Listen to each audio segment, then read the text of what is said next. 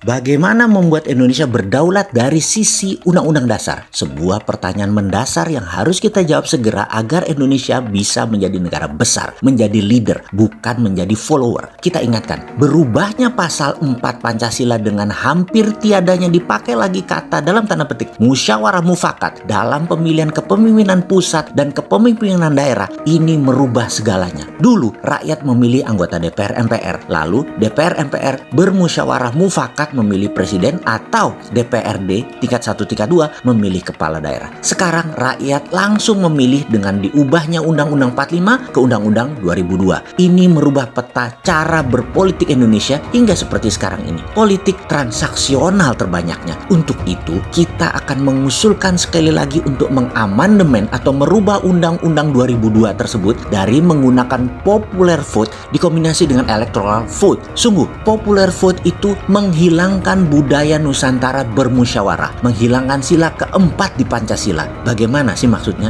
Begini kita uraikan. Untuk menjadi presiden dulu dengan Undang-Undang 2002, syaratnya adalah popular vote, yaitu suara terbanyak yang menang. Kalau sekarang kita mau usulkan, kita ubah, kita kombinasi. Suara rakyat tersebut atau popular vote tersebut hanya 80%. Jadi sekali lagi, popular vote hanya 80% haknya. Yang 20% adalah suara electoral vote, yaitu anggota DPR 10%, anggota MPR 5%, anggota DPA Dewan Pertimbangan Agung yang akan kita hidupkan lagi alias DPD versi asli, di mana ulama, pemimpin adat, pemimpin daerah, pemimpin agama ada di situ dan mereka punya 5%. Misalnya di tahun 2024 nanti ada 3 pasang calon. Hasil pilihan raya akhir adalah Prabowo Puan suaranya 35%, Anies Ridwan Kamil suaranya 35%, Bosman sama Said Agil misalnya 30%. Ini contoh loh ya, biar paham, jangan misu-misu dulu. 100% suara popular vote itu hanya 80%. Disinilah electoral vote bermain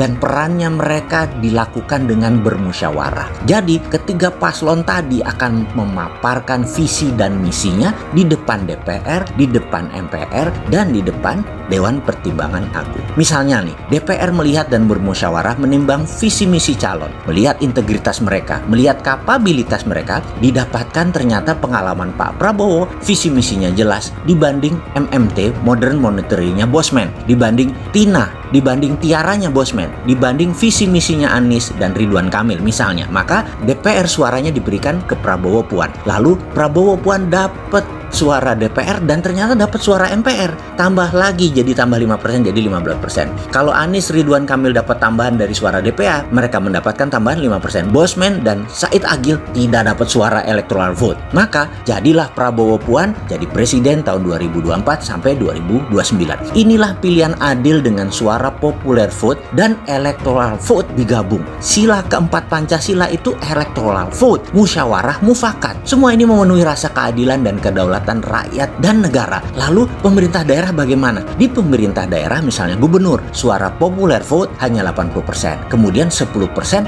adalah suara DPRD, yang 10% lagi presiden. Kalau di kabupaten kota bagaimana? Suara popular vote 80%, suara DPRD tingkat 2 10%, suara gubernur 5%, suara presiden 5%. Dengan cara ini tidak akan ada lagi bupati yang tidak sinergi dengan gubernur. Bupati dan gubernur tidak akan lagi tidak sinergi dengan presiden. Semua ini inline, sejalan dengan pusat, arah negara dan pemerintahan satu arah semua. Setidaknya mayoritas. Inilah yang membuat negara Indonesia menjadi negara pemenang, menjadi negara berdaulat. Gabungan antara popular vote dan electoral vote akan menjadikan Indonesia negara yang unik, kuat dan kompak. Dan yang jadi pertanyaan, siapkah Indonesia berubah? Siapkah Indonesia suara rakyat diberi pembobotan semacam ini? Atau lebih enak seperti sekarang, rakyat diminta suaranya 5 tahun sekali, lalu selama 5 tahun rakyat diminta untuk tidak bersuara.